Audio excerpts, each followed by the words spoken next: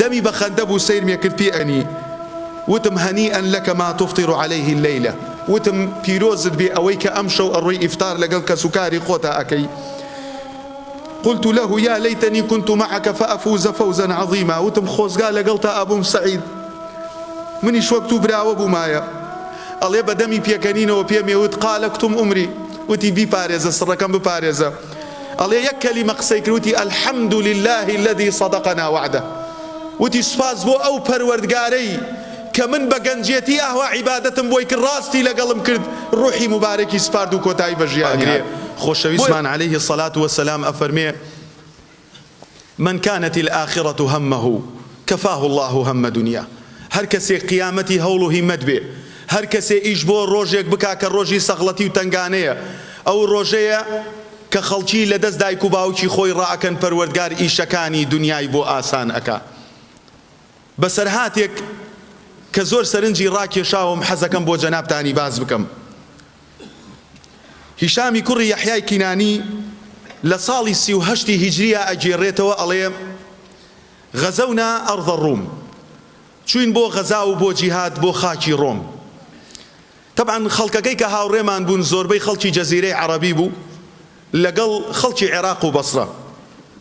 ئەڵێ گەنجێکمان لەگەڵا بوو گەنجێکی لە خۆبوردە گەنجەکە ناوی سەعیدی کوڕی حەڤە. ئەڵێ ئەم گەنجە کانە مجتەهیدەن فی العیبادەتی یەقوم اللەیل وەیەصوم النەهار.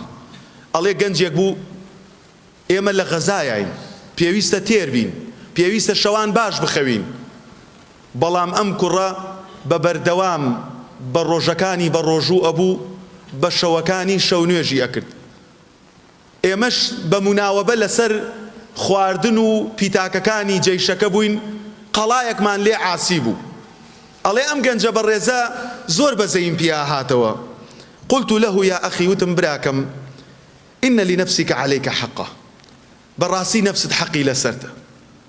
پێغەمبەر عليه الصلاة والسلام ئەفەرمێ اكلفوا من العمل ما تطيقون کردەوەیەک بکە کە پێت بکرێ ڕەحمەتی خوا لێبێ بەزەید بە خۆتا بێتەوە.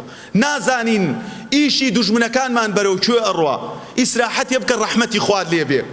ئەڵێ پێمی وت یا ئەبا الولید إنما هي أنفاس تعد ئەمە چەند نەفەسێکە و تێ ئەپەڕێ وعمر يفنى تەمەنێکە و کۆتایی پێدێت وأيام تنقضي ڕۆژەکانی شوا قەزاوەتیان دێ و ئەڕۆن وأنتظر الموت في أي لحظة من چاوەڕێی مردنمە لە هەر کاتێکا بێت خۆت وەزعی من ئەزانی. ئەڵێ دەستم کردە گریان بۆ حاڵی ئەو بۆ حاڵی خۆم زۆر داوای سەبات و دامەزراویم کرد لە پەروەردگار. ئەڵێ وتم براکەم ئەمجا بە قسەم کە ڕەحمەتت لێ بێت تۆزێ پشوو بدە نازانین شەڕەکە بەرەو کوێ ئەڕوا ئەم شەو تا بەیانی شەو نوێژت کردووە بە ڕۆژووی بخەوە ڕەحمەتت لێ بێ.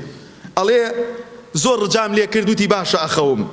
ئەڵێ چووە پەنایەکی خێمەکەوە خەوت منیش خەریکی خواردن و ئیشەکانی سەربازەکان بووم سەیرەکەم دەنگەدەنگ و پێکەنین دێ لە ناو خێمەکەیە. ئەڵێ وتم تو بڵێ هاوڕێیەکی سەعید هاتبێ و من ئاگام لێ نەبێ و چوو بێتە ژوورەوە بۆ ناو خێمەکە.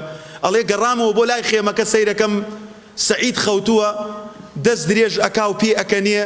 ئەڵێ یعنی ئیمشەو ئەبێ ئیمشەو بێت. ئەڵێ پێ ئەکەنی و منیش وتم خوایە ئەم گەنجە چیەکە یا ڕەب العالەمین.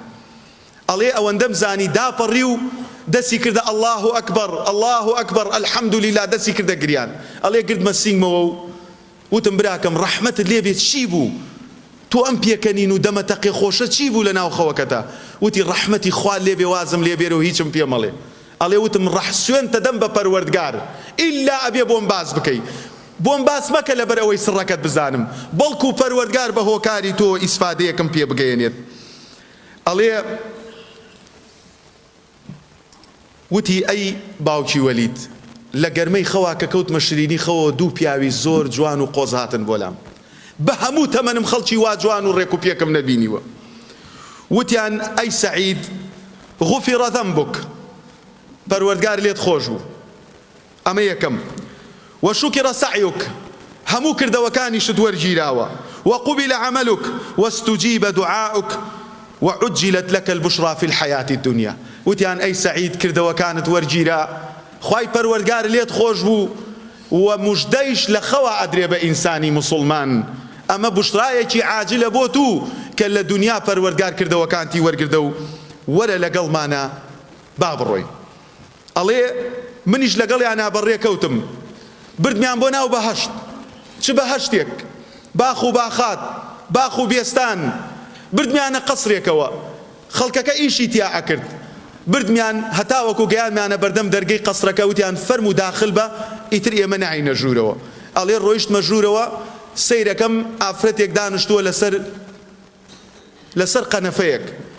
قسەم لەگەڵ کرد، وتم تۆ کێی؟ وتی ڕەحمەتت لێبێ چەند ساڵە چاوەڕێتەکەم، من خێزانی هەتایی تو، من ئەو بەهەشتم کە خوای پەروەردگار بۆ توی داناوە، پەروەردگار کردەوەکانتی وەرگرت.